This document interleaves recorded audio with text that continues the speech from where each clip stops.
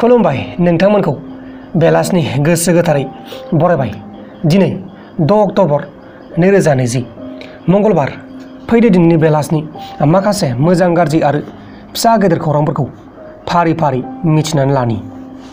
गिबि खौराङा जाबाय एसआइ आनजादनि गुबै दायनिगिरि पिके रुत्तुखौ एरेस्ट खालामनो हाबाय। नेपाल बर्डारनि खाखोरपिटायाव बिथांखौ एरेस्ट खालामनो हादों होननानै खौराङाव फोसावनाय जादों। बिथाङा नेपाल हादरावनो थाखुमानानै दंखागासिनो दंमोन। दा बिथांखौ एरेस्ट खालामनो हाबाय। लोगोसे वेस्ट बेंगलनि बिजेपिनि लिडार आरो लकेल काउन्सिलर मनीष शुक्लानि मार्डारखौ लानानै बिजेपिनि सापर्टार्सफ्रा बा बिजेपिनि खामानि मावग्राफ्रा नर्थ 24 पारगानास जिल्लायाव 12 घन्टा बन्द फोसावनायखौ रायजो राजा बिथांमोना मोजाङैनो फालिदों होननानै खौराङाव फोसावनाय जादों।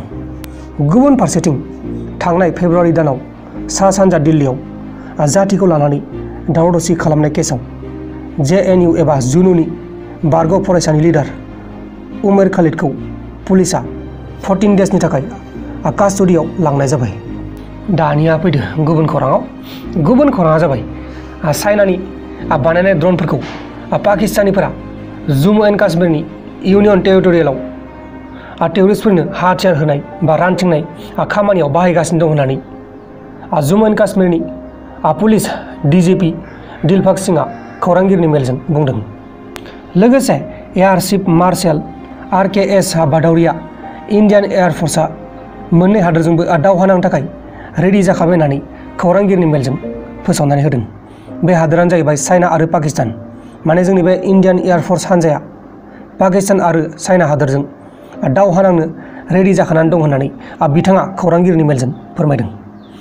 गुबुन खौराङा जाबाय सुशांत सिंह राजपुतनि केसआव एम्सनि रिपर्टआव मार्डार नङा होननायखौ लानानै न'खरनि मानसिफ्रा गोजोननाय मोनाखै।